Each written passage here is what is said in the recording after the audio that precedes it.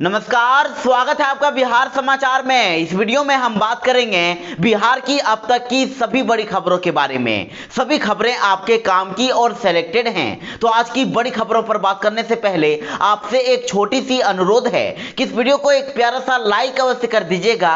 आपका एक लाइक करना ही हमारी मेहनत का फल होता है। तो चलिए शुरुआत करते हैं आज की पहली बड़ी खबर से। तेजस्वी यादव ने फिर से सरकार पर किया बड़ा हमला। कहा कि इंसान ही सस्ता है, बाकी सब महंगा हो गया है और पूंजीपरस्त सरकार को अब जाना होगा। जी हां, देश में कमर तोड़ महंगाई के खिलाफ लड़ाई का शंखनाद कर चुके नेता प्रतिपक्ष तेजस्वी यादव ने एक बार फिर से केंद्र सरकार पर हमला बोला है। और तेजस्वी यादव ने कहा है कि इंसान सस्ता हो गया है और बाकी सब कुछ देश में महंगा हो गया है। नीतीश मोदी सरकार में तेल, बीज, खाद और खाद्य पदार्थ की कीमतें महंगी हो गई है, जबकि इंसान की कीमत सस्ती हो गई है। आपको बता दें कि बीते दिन पटना में प्रेस कॉन्फ्रेंस करके तेजस्वी यादव ने कहा था कि सरकार में आने से पहले एनडीए के लोग महंगाई कम करने का वादा करते थे, लेकिन देश में पेट्रोल और डीजल की कीमतें लगातार बढ़ती ही जा रही है और अगर ईंधन की कीमतें बढ़ रही है तो अन्य चीजों की भी कीमतें बढ़ रही है। और इसीलिए राजद ने यह निर्णय लिया है कि सड़क से लेकर सदन तक महंगाई के खिलाफ प्रदर्शन किया जाएगा। और राजद अब 18 जुलाई को बिहार के सभी प्रखंडों पर महंगाई के खिलाफ आंदोलन करेगी और इसके अगले दिन 19 जुलाई को सभी जिला मुख्यालयों पर आरजेडी का विरोध प्रदर्शन होगा। बढ़ती महंगाई के खिलाफ अब कांग्रेस ने भी केंद्र सरकार पर कसा तंज और राष्ट्र प्रवक्ता बोले कि यह मोदी महंगाई है, मौसमी नहीं। जी हां, देश में बढ़ती महंगाई पर कांग्रेस ने भी अब केंद्र सरकार पर तंज कसा है और गुरुवार को पटना में पार्टी के प्रदेश प्रवक्ता मोहन प्रकाश ने कहा है कि यह महंगाई मौसमी नहीं, यह मोदी महंगाई है और इस सरकार ने अपने पूंजीपति मित्रों के समक्ष आत्मसमर्पण कर दिया है और उन्हें लूट की खुली छूट दे दी है। मोहन प्रकाश ने कहा कि पेट्रोल पदार्थों की कीमतें बढ़ने से आम जनजीवन प्रभावित हो रहा है और कहा कि संयुक्त प्रगतिशील गठबंधन यानी कि संप्रग सरकार के दौरान अंबानी अडानी ने अपने पेट्रोल पंप बंद कर दिए थे और आज मोदी सरकार के संरक्षण में वे तेल से मोटा मुनाफा कमा रहे हैं। और कहा कि अंतर्राष्ट्रीय बाजार में क्रूड ऑयल यानी कि कच्चा तेल की कीमतों में कमी के बावजूद यह सरकार आम जनता को तेल के नाम पर लूट रही है। आपको बता दें कि 7 से 17 जुलाई के बीच कांग्रेस महंगाई के मुद्दे पर केंद्र सरकार के विरोध में प्रदर्शन कर रही है और इस अभियान के समापन पर 17 जुलाई को पटना में कांग्रेस नेताओं की साइकिल रैली का आयोजन किया गया है। अब 400 पंचायत नियोजन इकाइयों की मेधा सूची भी हो गई रद्द। शिक्षा मंत्री ने दिया जांच का आदेश। जी हां, बड़ी खबर है कि शिक्षा विभाग ने जिन 400 पंचायत नियोजन इकाइयों की काउंसलिंग को स्थगित कर दिया था, उन सभी नियोजन इकाइयों की मेधा सूची को भी रद्द कर दिया गया है और विभाग ने इन सभी इकाइयों की मेधा सूची त्रुटिपूर्ण मानते हुए उन्हें रद्द कर दिया है और इन पंचायत नियोजन इकाइयों में गड़बड़ी को दूर करते हुए अब अगले राउंड में नियोजन का निर्णय लिया गया है।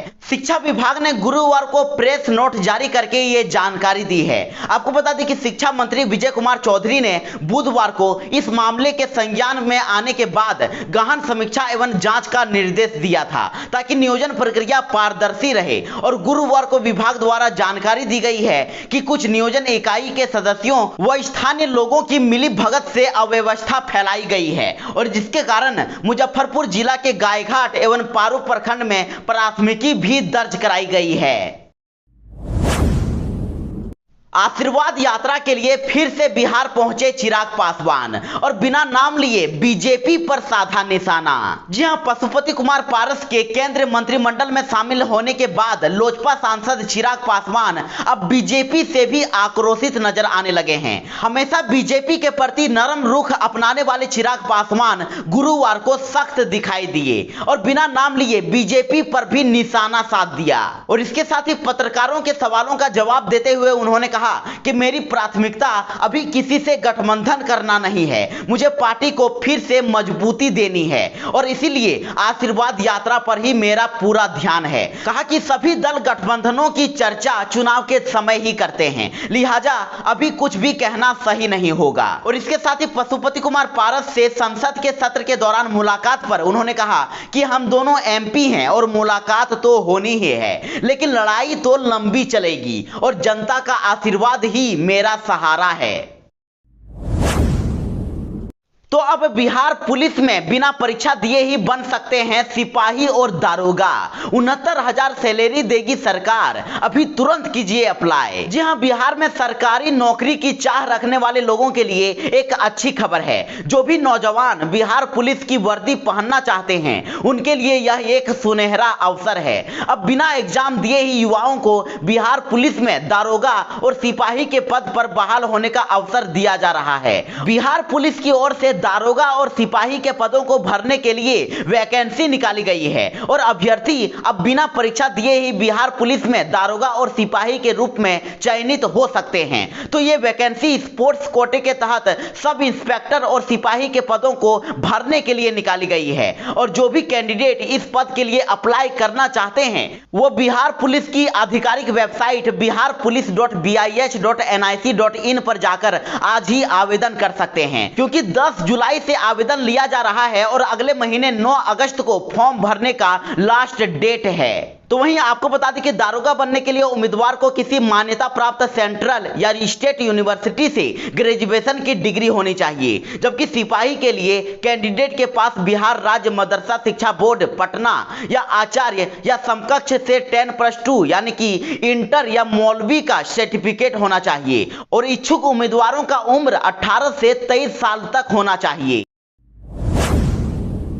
पटना हाईकोर्ट ने बिहार सरकार के सिस्टम को बताया माइंडलेस और शिक्षा विभाग के प्रधान सचिव पर लगाया 20,000 का जुर्माना। जी हां, नीतीश शासन में बिहार का सरकारी सिस्टम किस तरह से काम कर रहा है इसकी पोल लगातार कोर्ट के अंदर खुलती ही जा रही है और पटना हाईकोर्ट ने अब बिहार सरकार के सिस्टम को बिना दिमाग वाला बता दिया है। आपको बता दें कि शिक्षा विभाग से जुड़े एक मामले में सुनवाई करते हुए पटना हाईकोर्ट के न्यायमूर्ति चक्रधारी शरण सिंह की एक एकल पीठ ने यह टिप्पणी की है और कोर्ट ने कहा है कि उसकी नजर में भारत के संविधान में परिभाषित कोई भी संस्था इतनी बेदिमाग यानी कि माइंडलेस होकर काम नहीं करती है जितना बिहार सरकार कर रही है और इसके अलावा अपनी करतूत को छिपाने के लिए इतनी लापरवाही भी कोई संस्था नहीं दिखा सकती जितना कि बिहार सरकार ने इस मामले में दिखाया है। दरअसल ये मामला समस्तीपुर महिला कॉलेज के रिटायर्ड रोकड़पाल के वेतनमान निर्धारित करने का था और याचिकाकर्ता के बढ़े वेतनमान की मांग पर शिक्षा विभाग ने याचिकाकर्ता का पे स्केल सेक्शन अफसर तो दूर सहायक के वेतनमान से भी कम तय कर दिया और अब इसको लेकर हाईकोर्ट ने राज्य सरकार को आदेश दिया है कि याचिकाकर्ता को बकाये राशि का भुगतान 3 महीने के अंदर किया जाए और इतना ही नहीं, हाईकोर्ट ने शिक्षा विभाग के प्रधान सचिव पर 20,000 रुपए का जुर्माना भी लगाया है।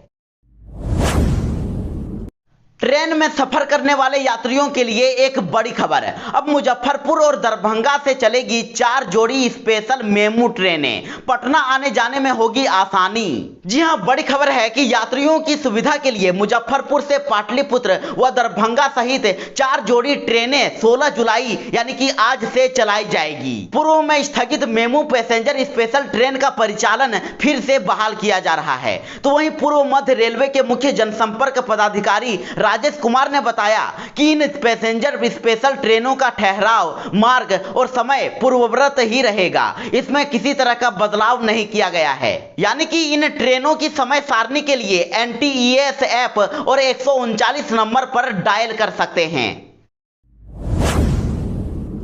बिहार पंचायत चुनाव में अब शस्त्र लाइसेंस और जमीन के दस्तावेज समेत 16 पहचान पत्रों को आयोग ने दे दी मान्यता। जी हां, पंचायत चुनाव की तैयारी जोर शोर से शुरू हो गई है और इस आलोक में राज्य निर्वाचन आयोग ने पंचायत चुनाव में मतदान करने के लिए 16 दस्तावेजों को मान्यता प्रदान की है और इस संबंध में आयोग द्वारा पत्र जारी भी कर दिया गया है। आपको बता दें कि लोकसभा एवं विधानसभा चुनाव में मतदाताओं को मतदान करने के लिए केवल 14 दस्तावेजों को ही मान्यता प्रदान की गई थी, लेकिन इस बार पंचायत चुनाव में इस प्रक्रिया को सरल बनाने के लिए 16 दस्तावेज शामिल किए गए हैं और जो नए दस्तावेज शामिल किए गए हैं उनमें शस्त्र लाइसेंस और जमीन का फोटो युक्त दस्तावेज शामिल है। तो वहीं आपको बता दें कि इस बार ईवीएम एवं बैलेट पेपर से पंचायत चुनाव होंगे और इसके मद्देनजर फुलवारी शरीफ में गुरुवार से ट्रेनिंग भी शुरू हो गई है और कर्मचारियों को ईवीएम और बैलेट पेपर से चुनाव कराने की अलग अलग ट्रेनिंग भी दी जा रही है।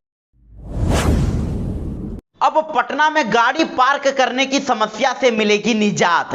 पीएमसी 38 जगहों पर बनाएगा स्मार्ट पार्किंग। जी हां, पटना में अब आपको जल्द ही पार्किंग करने के लिए होने वाली दिक्कत से निजात मिलने वाली है और इसके लिए पटना नगर निगम यानी कि पीएमसी ने पायलट प्रोजेक्ट के तहत 38 जगहों को स्मार्ट पार्किंग स्थल के तौर पर विकसित करने का फैसला लिया है और इसे लेकर नगर आयुक्त हिमांशु शर्मा ने कहा है कि हरियाणा की एक निजी कंपनी को अगले 2 से 3 दिन में इसकी जिम्मेवारी सौंपी जाएगी। तो वहीं पीएमसी को उम्मीद है कि अगस्त के आखिरी तक स्मार्ट पार्किंग सिस्टम तैयार हो जाएगा और इसके साथ ही उन्होंने कहा है कि इन स्मार्ट पार्किंग सुविधाओं में गाड़ियों की एंट्री और एग्जिट को नियंत्रित करने के लिए रेडियो फ्रीक्वेंसी आइडेंटिफिकेशन सेंसर के साथ बैरियर होगा और गाड़ी का मॉडल और नंबर रिकॉर्ड करने के लिए स्मार्ट टिकटिंग सिस्टम और सीसीटीवी कैमरा और ऑटोमेटिक भुगतान की प्रक्रिया शामिल होगी। अब खाकी हाफ शर्ट और फुल पैंट में दिखेंगे सरकारी बसों के चालक। परिवहन विभाग ने कर्मियों के लिए लागू किया ड्रेस कोड। जी हां, बड़ी खबर है कि बड़े महानगरों की तरह ही अब पटना में भी परिवहन निगम की सरकारी बस चलाने वाले चालक अब स्मार्ट दिखेंगे। अब वे खाकी हाफ शर्ट और फुल पैंट में रहेंगे और साथ ही सीने पर नाम के साथ बीएसआरटीसी का लोगो के अलावे टोपी और मास्क रहेगा और इसी तरह संवाहक का लाइट ब्लू हाफ शर्ट और डार्क ब्लू फुल पैंट नाम के साथ लोगो, टोपी, सीटी और मास्क अनिवार्य है। और इसी के साथ ही परिवहन विभाग ने अन्य कर्मियों मैकेनिक, ऑटो इलेक्ट्रीशियन, कार्यालय लिपिक, स्वीपर, आर्टिजन, समयपाल, खाता कार्यपालक, हेल्पर और फॉरमैन के लिए भी ड्रेस कोड लागू किया है और अगर 25 जुलाई के बाद ड्रेस कोड का पालन इन कर्मियों के द्वारा नहीं किया जाता है तो उन पर कार्रवाई भी होगी।